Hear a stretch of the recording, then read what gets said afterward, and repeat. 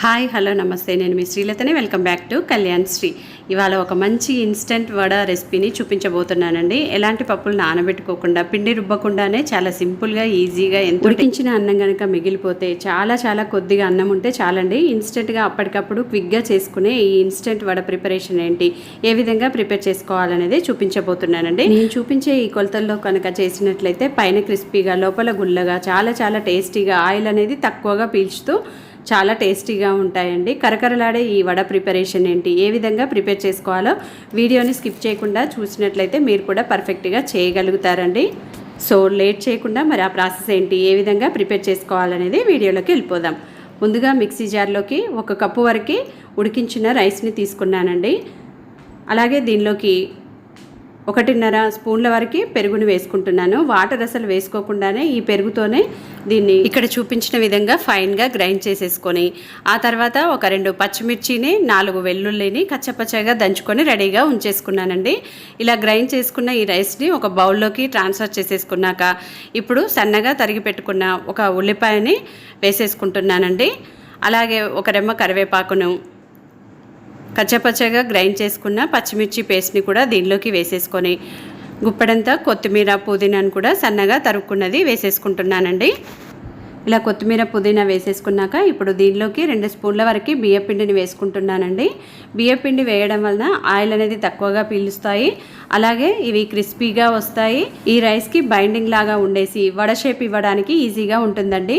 Rice అనేది చూడండి ఈ విధంగా గట్టిగానే గ్రైండ్ చేసుకున్నాక ఇప్పుడు చేత్తోని కలిపేసుకుంటున్నానండి.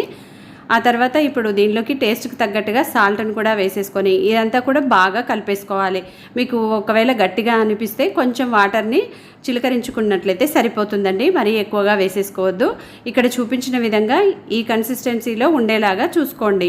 ఇక్కడ గుర్తుపెట్టుకోవాల్సిన విషయం ఏంటంటే రైస్ అనేది కొంచెం లూజ్గా అయిపోయిందనుకోండి, అప్పుడు దీనిలోకి మరొక 2 స్పూన్ల వరకు బియ్యపిండిని, అలాగే కొంచెం 2 స్పూన్ల వరకు రవ్వను కూడా వేసేసుకోవాలి. రవ్వ వేసుకున్నప్పుడు ఒక 5 నిమిషాలు పిండిని పక్కన ఉంచేసేయాలండి.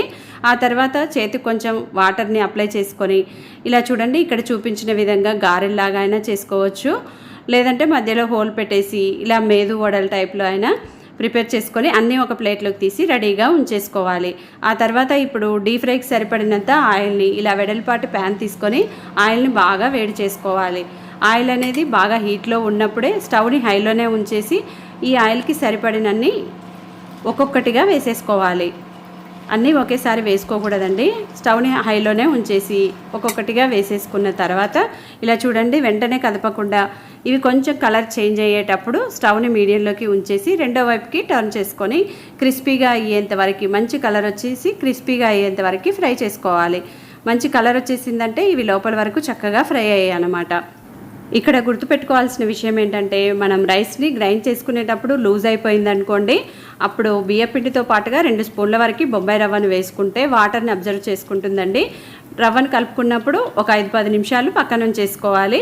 ఇలా ఫ్రై చేసేటప్పుడు వీటిని హై ఫ్లేమ్లోనే ఆయిల్ అనేది వేడెక్కిన తర్వాత వీటిని వేసుకున్నాక 1 నిమిషం పాటు అలాగే ఉంచేసి కొంచెం కలర్ చేంజ్ అయ్యాక స్టవ్ని మీడియంలోకి పెట్టేసుకొని రెండో వైపుకి టర్న్ చేసుకొని ఫ్రై చేసుకోవాలి.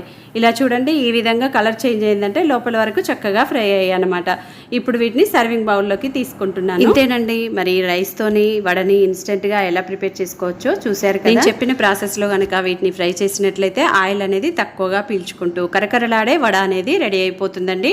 మరి మీకు కూడా నచ్చిందని అనుకుంటున్నాను. నచ్చినట్లయితే తప్పకుండా లైక్ చేయండి, ఫ్రెండ్స్కి, ఫ్యామిలీ మెంబర్స్కి షేర్ చేయండి. మీరు కూడా తప్పకుండా ట్రై చేయండి. మీరు కూడా ట్రై చేశాక మీకు ఎలా కుదిరిందనేది మంచి ఫీడ్బ్యాక్ని కామెంట్ సెక్షన్లో నాతో షేర్ చేసుకోండి.